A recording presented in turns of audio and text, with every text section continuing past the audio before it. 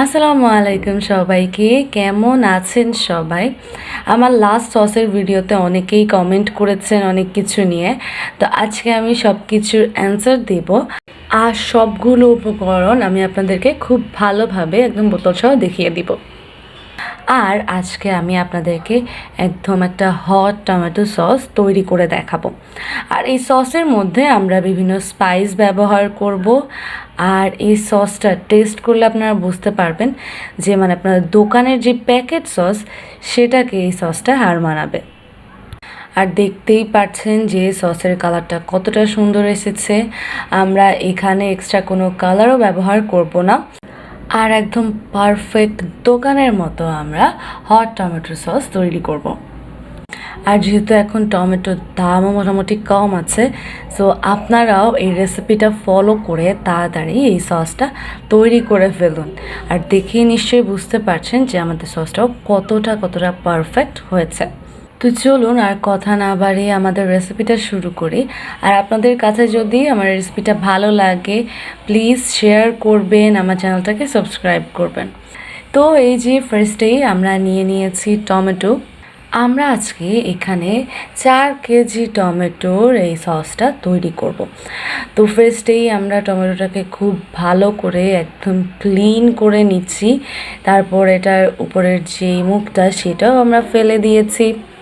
আর tomato sauce তৈরির ক্ষেত্রে সব সময়টা মাথায় রাখবেন একদম লাল লাল টকটকে টমেটোগুলো চুজ করতে হবে। তো আমরাও দেখতেই পাচ্ছেন যে একদম টকটকে লাল টমেটোগুলো চুজ করেছি। সবগুলো একদম কি বলবো টুকটুকে লাল। তো এখন আমাদের এই টমেটোগুলোকে সবগুলোকে খুব সুন্দর করে কেটে নিতে হবে। আর টমেটোগুলো একদম কুচি কুচি করে কাটার দরকার নেই। টমেটো খুবই নরম থাকে, খুব ইজিলি সেদ্ধ হয়ে যায়। তো আপনারা এগুলোকে জাস্ট 2 ভাগ করে কাটলেই হবে, আর বড়গুলোকে 4 ভাগ করেও কাটতে পারেন। তো আমরা এখন এখানে সবগুলো টমেটো আর এরকম করে কেটে নেব। তো সবগুলো টমেটো এরকম করে কেটে কেটে আমরা বড় একটা পাতিলের মধ্যে নিয়ে নিচ্ছি, যেহেতু অনেকগুলো টমেটো এটা কোনো ফ্রাই প্যানে হবে না। আপি টমেটোগুলো কত সুন্দর রেড। হ্যাঁ পাখি, এই টুকটুকে টমেটোগুলো দেখতে কতটা সুন্দর লাগছে না? তো আমরা সবগুলো একইভাবে কেটে নিয়েছি। আর এরকম টুকটুকে টমেটোই চুজ করবেন, তাহলে আপনাদের সসের কালারটা অনেক সুন্দর হবে। নিজে থেকেই ফার্স্টে অনেক লাল একটা সস হবে।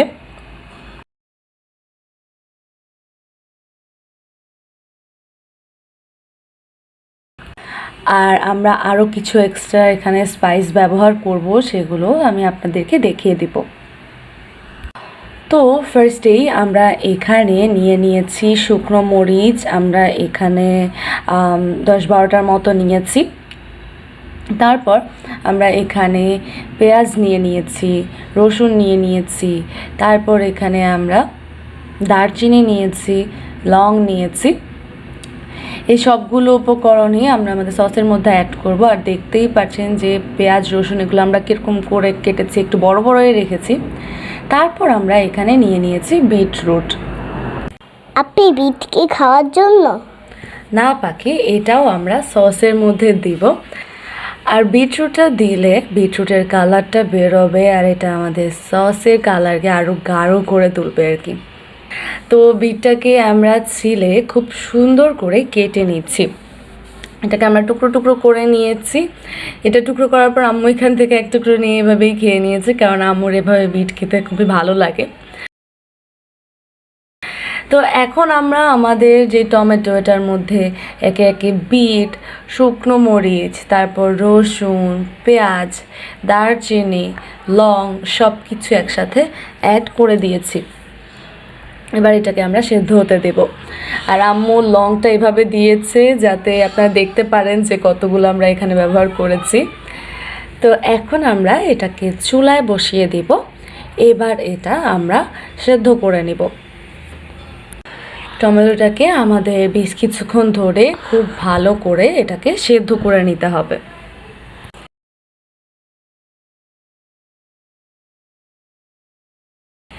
এই যে দেখতেই পাচ্ছেন যে কিছুক্ষণ পর ঢাকনা উঠানোর পর এটা আস্তে আস্তে কমতে শুরু করেছে, মানে আস্তে আস্তে এটা সেদ্ধ হচ্ছে। তো এইভাবেই আমরা এটাকে নাড়তে চাড়তে থাকবো, তারপর এটা আস্তে আস্তে আর কি এরকম সিদ্ধ হয়ে একদম হয়ে যাবে আর কি। আবারও ঢাকনা দিয়ে দিচ্ছি। এবার আমরা এদিকে নিয়ে নিয়েছি তেঁতুল। আপনি তেঁতুল দিয়ে কি করবা? এটাও আমরা আমাদের সসের মধ্যে দিব। আমরা এখানে হাফ কাপ ভিনেগার দিয়ে এটাকে এরকম ভিজিয়ে রেখেছি। তারপর যখন এটা একদম ভিজা হয়ে যাবে তখন আমরা এটাকে একদম কাপটা বের করে নিব। এই যে দেখতেই পাচ্ছেন আমাদের টমেটোটা অনেকটাই সেদ্ধ হয়ে এসেছে, এটা একদম পানি বেরিয়ে একদম কি বলবো।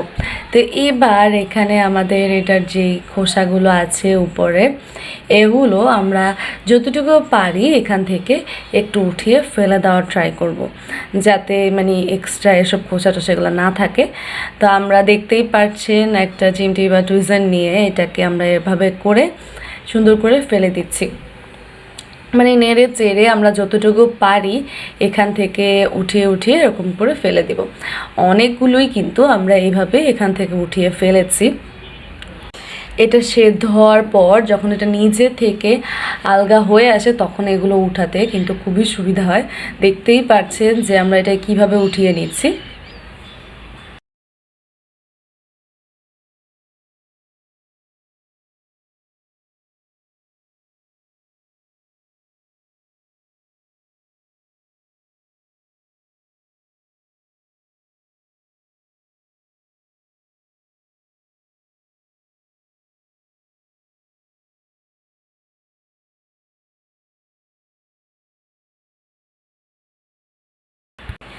এই যে আমরা এখানে অনেকগুলোই এভাবে উঠিয়ে নিয়েছি। এবার আমরা দেখতেই পাচ্ছেন এটা অনেক মানে মোটামুটি সেদ্ধ হয়ে গিয়েছে। আমরা এখান থেকে এবার যে গোটা মশলাগুলো আছে সেগুলো উঠিয়ে ফেলবো। এই গোটা মশলাগুলো আমরা এখানে রাখবো না, মানে একদম দারচিনি লং যত কিছু আছে সব কিছু আমরা একে একে এভাবে উঠিয়ে ফেলবো।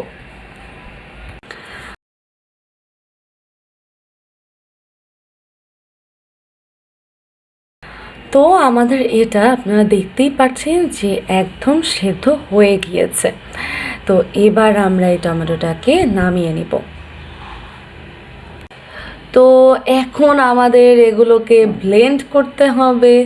তো আমরা একটু একটু করে একটা ব্লেন্ডারের জারের মধ্যে নিয়ে নিচ্ছি, তারপর এটাকে ব্লেন্ড করে নিব আর কি একদম সুন্দর করে।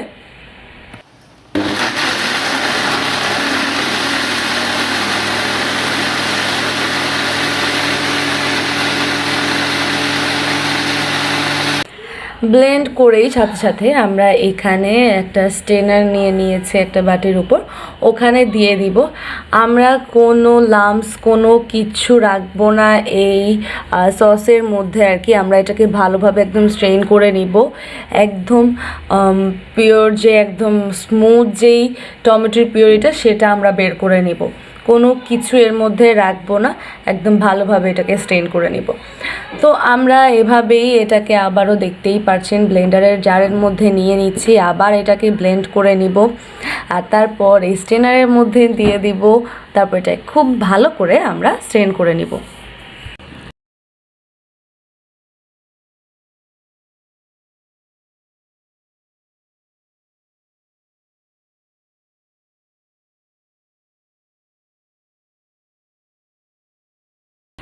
এই যে দেখতেই পাচ্ছেন যে স্ট্রেন করার পর এখানে কত কিছু বেরিয়েছে এক্সট্রা, এগুলো সব আমরা ফেলে সব টমেটো আবার এভাবেই স্ট্রেন করে নেব।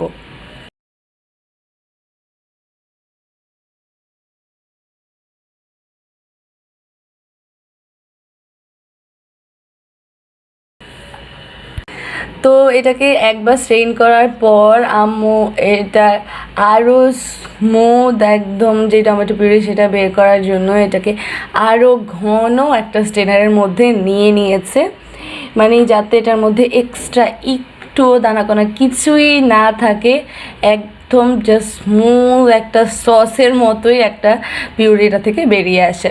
দেখতেই পাচ্ছেন এটা থেকে আমরা খুব ভালোভাবে এটাকে স্ট্রেন করে নিচ্ছি একদম হাত দিয়ে। তো তো দেখতেই পাচ্ছেন একদম স্মুথ একটা টমেটো পিউরি। আর এখান থেকেও এটার কিন্তু অনেক কিছু বেরিয়েছে।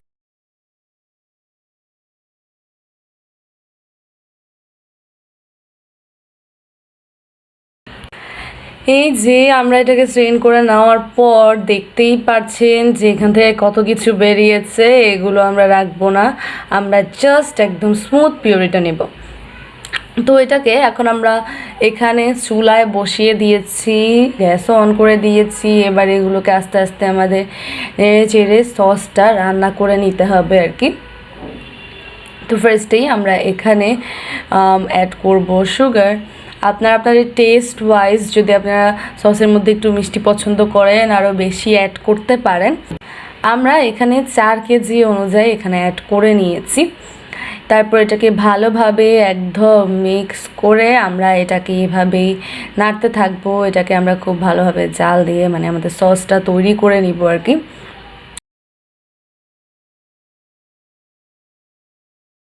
এখন আমরা এতে অ্যাড করছি তেঁতুল। যেই তেঁতুলটা আমরা ভিনেগার দিয়ে ভিজিয়ে রেখেছিলাম সেটার যে কাপটা সেটা আমরা এখানে অ্যাড করে দিচ্ছি। এটা দিয়েও আমরা এটাকে খুবই ভালোভাবে একদম মিক্স করে নিব। এবার আমরা দিচ্ছি পরিমাণ মতো লবণ। আর আপনারা দেখতেই পাচ্ছেন যে অলরেডি সসের কালারটা কতটা সুন্দর এসেছে। তো আমরা এটাকে এভাবে অনবরত নাড়তে থাকবো। এটা রেখে আমরা কোনো দিকে যাওয়া যাবে না, জাস্ট এই সসের কাছে দাঁড়িয়ে থাকতে হবে আর এটাকে বেশ কিছুক্ষণ ধরে এভাবে নাড়াচাড়া করতে হবে।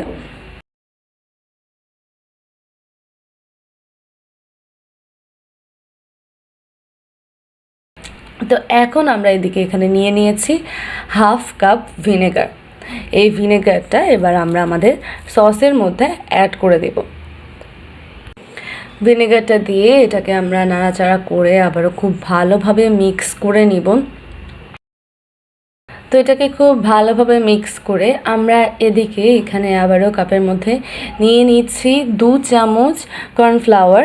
এবার আমরা এটার মধ্যে অ্যাড করব ভিনেগার। এটা অ্যাড করে আমরা এটাকে খুব ভালোভাবে মিক্স করে নেব। মানে সসের মধ্যে কোনো ধরনের কোনো পানি ব্যবহার করা যাবে না। তো আপনারা দেখতেই পাচ্ছেন যে আমরা ভিনেগার দিয়ে খুব ভালোভাবে এটাকে মিক্স করে নিয়েছি।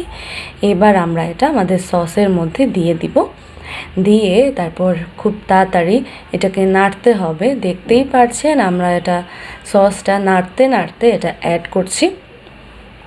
খুব শীঘ্রই এটাকে নেড়ে চেড়ে ভালোভাবে মিক্স করে নিতে হবে যাতে কোথাও কোনো দলা পাকিয়ে না যায় আর এটা খুব ভালোভাবে আর কি মিক্স হয়ে যায়। আর এখন আমরা সসের মধ্যে এক্সট্রা কোনো মরিচ গুঁড়া বা কাশ্মীরি লাল মির্চ কিছুই ব্যবহার করব না, যেহেতু আমরা এখানে ফ্রেশটেই শুকনো মরিচ ব্যবহার করেছি। ওখান থেকেই সসের জন্য যথেষ্ট পরিমাণ একটা স্পাইসি ভাব চলে আসবে।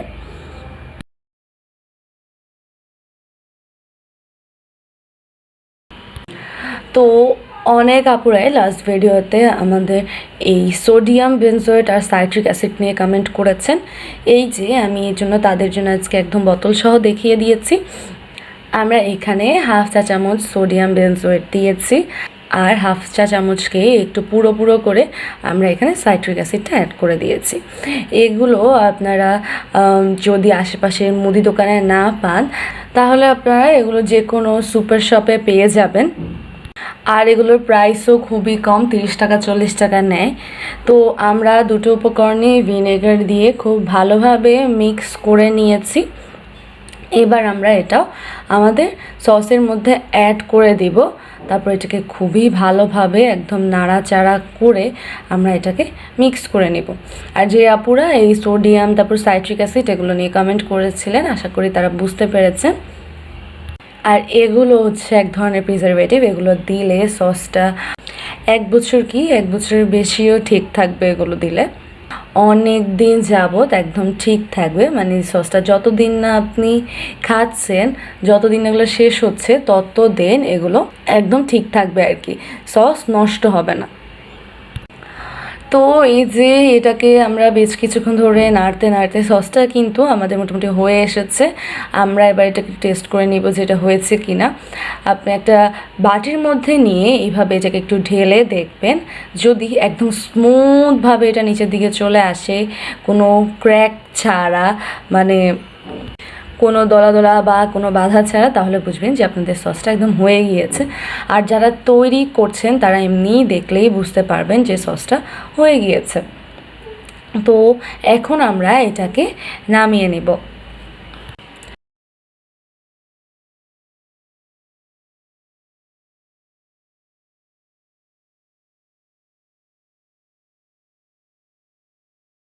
তো এই যে আমাদের সসটা একদম রেডি, আর আপনারা দেখতেই পারছেন যে এটার কনসিস্টেন্সিটা কেমন হয়েছে, আর কালারটাও দেখতেও কতটা সুন্দর হয়েছে। এই সসটা আপনারা এইভাবে তৈরি করে একবার খেলেই বুঝতে পারবেন যে এটা কতটা পারফেক্ট একটা রেসিপি, আর একদম দোকানের সসের মতোই টেস্টটা হবে। আর যেহেতু একদম নিজের হাতের সস, তো খেতেও আরও বেশি ভালো লাগবে। আপি সস কি হয়ে গেছে? হ্যাঁ বেবি, সস একদম হয়ে গিয়েছে। আপনারা নিশ্চয়ই দেখেই বুঝতে পারছেন যে এটা কতটা পারফেক্ট, আর একদম স্মুথ, কনসিস্টেন্সিটাও একদম দোকানের মতো, কতটা সুন্দর একটা সস হয়েছে। তো আশা করি আমার আজকের রেসিপিটা ভালো লেগেছে। এটা সম্পর্কে কোনো কোয়েশ্চেন থাকলে অবশ্যই আমাকে কমেন্ট বক্সে জানাবেন, আমি আপনাদেরকে রিপ্লাই দিয়ে দিব। আর এখন আমরা এটাকে জাস্ট একটা বয়ামের মধ্যে নিয়ে নিচ্ছি এটাকে স্টোর করার জন্য। তো রেসিপিটা ভালো লাগলে সবাই please please like, comment, share করবেন, আমার চ্যানেলটাকে সাবস্ক্রাইব করবেন। তো সবাই ভালো থাকবেন, সুস্থ থাকবেন, আর এই রেসিপিটা ফলো করে একবার তৈরি করে দেখবেন। আশা করি আপনাদের কাছে এটা অনেক অনেক ভালো লাগবে। আজ এই পর্যন্তই। আল্লাহ হাফেজ, আসসালামু আলাইকুম। Thank you for watching.